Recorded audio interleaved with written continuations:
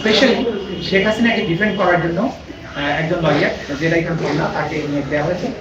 আর আসাদুজ্জামান খান কামালের জন্য একজন লয়ার এনগেজ করা হয়েছে এবং বাকি যারা আছেন তাদের জন্য আলাদাভাবে স্টেট ডিফেন্স লয়ার নিয়োগ করা হয়েছে এবং তারা আইন অনুযায়ী আদালতকে সেইভাবে স্টেট ডিফেন্স লয়ার হিসেবে সহযোগিতা করবে। সোশ্যাল মিডিয়া সহ বিভিন্ন গণমাধ্যমে এই ট্রাইব্যুনালের বিভিন্ন প্রসিডিংস, ট্রাইব্যুনালের বিচারকদের ছবিকে বিকৃত করে নানান ধরনের ব্যঙ্গাত্মক নানান কথাবার্তা বিভিন্ন জায়গায় প্রচারিত হচ্ছিল এবং সেখানে আইনকে ভায়োলেট করে যেগুলো সত্য বিষয় নয়, যেগুলো ফ্যাক্টস নয়, সেরকম ফ্যাক্টসকে টুইস্ট করে মিথ্যা তথ্যের উপর ভিত্তি করে এই ট্রাইব্যুনালের সম্মান জনগণে সেটাকে বিকৃত করার জন্য, সেটাকে হানি করার জন্য নানান ধরনের অপপ্রচারমূলক পোস্ট দেওয়া হচ্ছিল। এটা ট্রাইব্যুনালের নজরে এসছে এবং এর আগে আপনারা জানেন যে কয়েকদিন আগে ট্রাইব্যুনালের চেয়ারম্যান একটা চিঠিও করেছেন যে তাকে তার ফোনে নানান ধরনের কথাবার্তা, অশ্লীল কথাবার্তা গালাগালি করা হচ্ছে।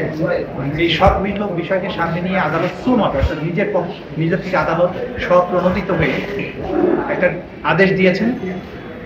এক্সট্রিম মশার কয়েল প্ল্যান্ট ফাইবার দিয়ে তৈরি, তাই সহজে ভাঙে না, সুগন্ধিযুক্ত ও নিরবিচ্ছিন্নভাবে জ্বলে। ডেঙ্গু, চিকুনগুনিয়া বাহি সহ যে কোনো মশার বিরুদ্ধে দেয় এক্সট্রিম সুরক্ষা।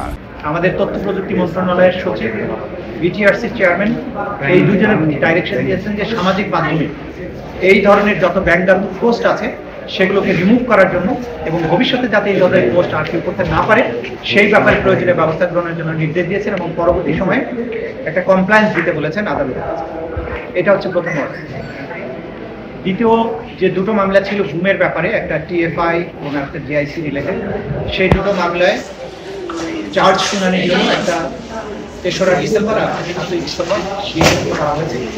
এখানে তাদের কয়েকটা অ্যাপ্লিকেশন ছিল, অ্যাপ্লিকেশনগুলো আদালত শুনেছেন, বলেছেন এগুলো পরবর্তীতে আলোচনা করছেন। আর আমরা প্রসিকিউশনের পক্ষ থেকে বলেছি যে এই ধরনের অ্যাপ্লিকেশন দেওয়ার কোনো সুযোগ নেই, কারণ তারা ভার্চুয়ালি হাজিরা দিতে চেয়েছেন। আদালত কমেন্ট করেছেন যে আইন সবার জন্য সমানভাবে প্রযোজ্য হবে, যেহেতু বাংলাদেশের সাবেক প্রধান বিচারপতি কারাগারে আছেন, তাকে কোর্টে অ্যাটেন্ড করতে হয়, অ্যাপেলেট ডিভিশনের বিচারক, সিনিয়র মন্ত্রী, বিভিন্ন পর্যায়ের মানুষ যারা আসামি হয়েছেন তারা রেগুলারলি আদালতে সশরীরে হাজিরা দেন। সুতরাং এখানে ডিফারেন্ট কোনো ঘটনা ঘটেনি, যে কারণে অন্য কোনো বিশেষ বিবেচনায় কাউকে ভার্চুয়ালি হাজিরা দেওয়ার বিষয়টা অ্যালাউ করতে হবে, এই বিষয়টা আদালত প্রয়োজন মনে করেন না। তারা মনে করেন সকল নাগরিক আইনের দৃষ্টিতে সমান, সবাইকে ইকুয়াল ট্রিটমেন্ট দেওয়া উচিত। তারপরেও যেহেতু ডিফেন্স পক্ষ বলেছেন তারা এই অ্যাপ্লিকেশনগুলো পরবর্তীতে আবার শুনানি করতে চান, আদালত বলেছেন হ্যাঁ সময় নিয়ে আবার শুনুন। মোটা দাগে এই অ্যাপ্লিকেশনগুলোর উপরে আদালত তার কমেন্ট পাস করে এই ব্যাপারে কোনো আর আদেশ না দিয়ে পরবর্তী তারিখ নির্ধারণ করেছেন। সেই তারিখ দুটোতে আসামিদের সশরীরে হাজির থাকতে হবে এবং সেই দিন অভিযোগ গঠনের উপরে শুনানি অনুষ্ঠিত হয়। আচ্ছা, ওই ঠিক আসামি পলাতক প্রধানমন্ত্রী সাজাপ্রাপ্ত শেখ হাসিনা, সাবেক স্বরাষ্ট্রমন্ত্রী সাজাপ্রাপ্ত আসাদুজ্জামান খান কামাল, তারাও এই মামলার আসামি গুমের ব্যাপারে, তাদের ব্যাপারে স্টেট ডিফেন্স লয়ার নিয়োগ দেওয়া হয়েছে এবং ওনাদের বাইরেও অনেক আসামি যে কয়েকজন আছেন তাদের কিন্তু অনেকেই পলাতক আছেন, তাদের ব্যাপারেও স্টেট ডিফেন্স লয়ার নিয়োগ দেওয়া হয়েছে। স্পেশালি শেখ হাসিনাকে ডিফেন্ড করার জন্য একজন লয়ার, যেটা এখানে না তাকে নিয়োগ দেওয়া হয়েছে।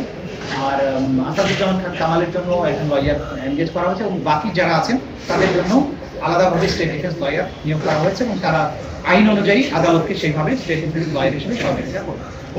আপনি ঘুমের মামলায় জিয়াউল হাসানের কিছু প্রমাণের বিষয়ে তুলে ধরছিলেন কোর্টে, ওনার বোন কিছু তাকে জেরার সময় ধাক্কা